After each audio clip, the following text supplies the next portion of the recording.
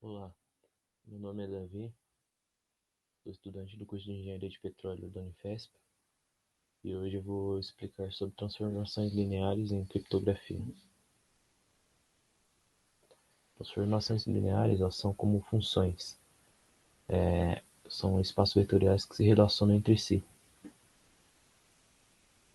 As principais propriedades das transformações lineares é que quando você pega dois vetores, u e v, e faz a transformação deles, se você aplicar a soma e a multiplicação por um escalar, tem que dar o mesmo resultado.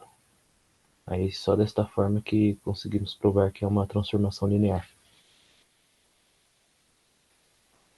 Pelo diagrama, a imagem a seguir, nós podemos ver que é bem parecido com funções. Nós temos o domínio e o contradomínio. E além disso a gente tem o núcleo da transformação e a imagem da transformação, que no caso corresponde o núcleo a esse círculo vermelho e a imagem de transformação é esse círculo que está azul. E quando nós fazemos o núcleo para descobrir o núcleo, se um vetor faz parte do núcleo, a imagem sempre tem que dar 0, 0. Dependendo, claro, do tamanho do espaço vetorial. Nós podemos trabalhar em R2, em R3.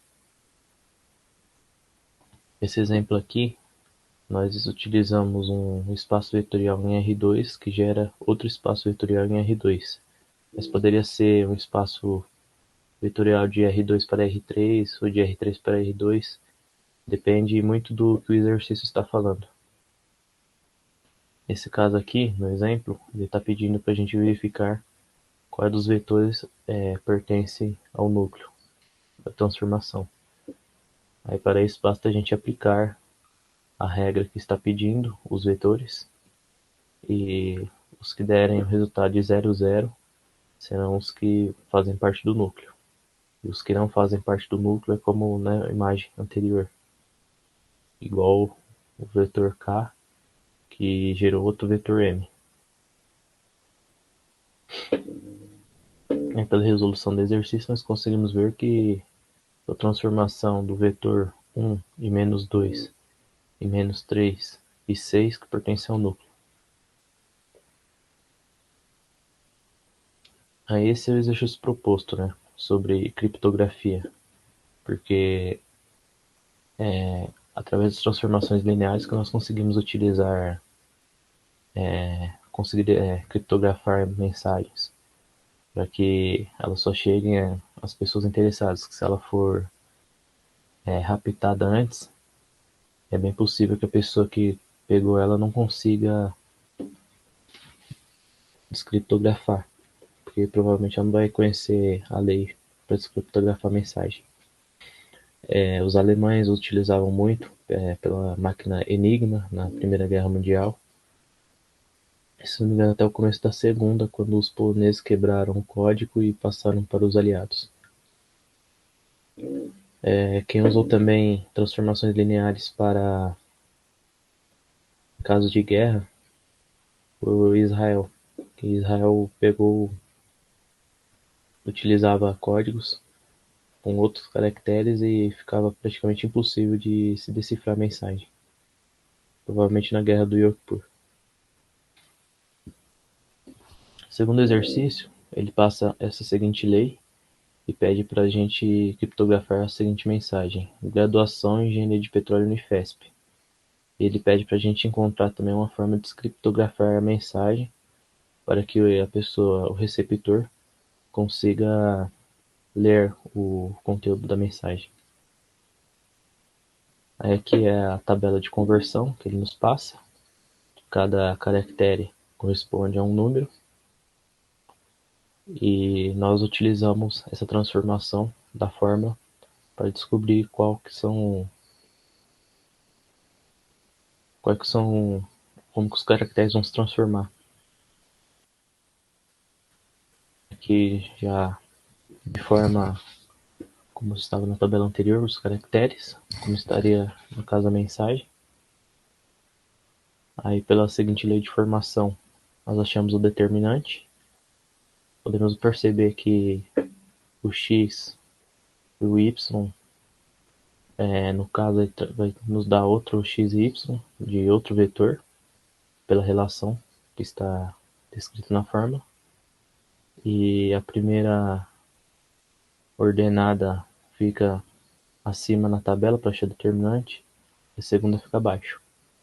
E pelas contas nós encontramos que o determinante é 7. Substituindo os dados, nós encontramos os valores para criptografar a mensagem, de forma que ela fica ilegível.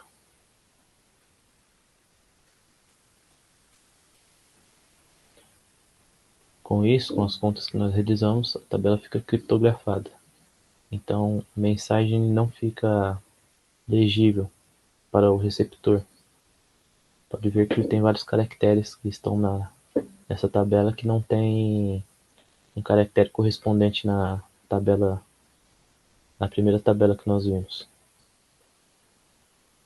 Aí nós temos que encontrar uma maneira de criptografar a mensagem. Mas isso só existe se a transformação linear for isomorfa.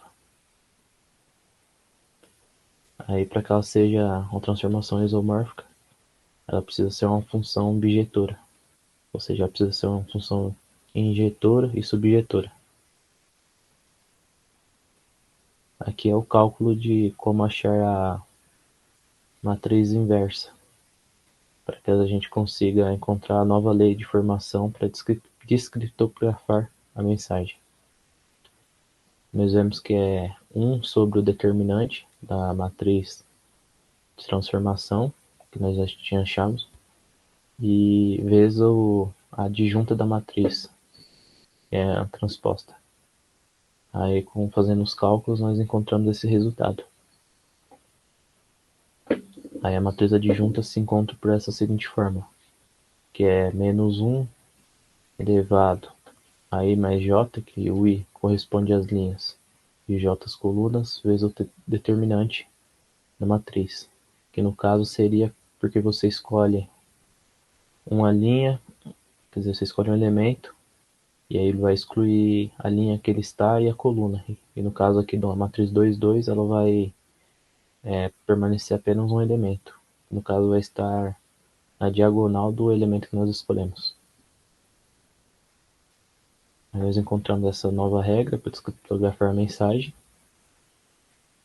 E aí, aplicando a regra, nós voltamos à mensagem inicial.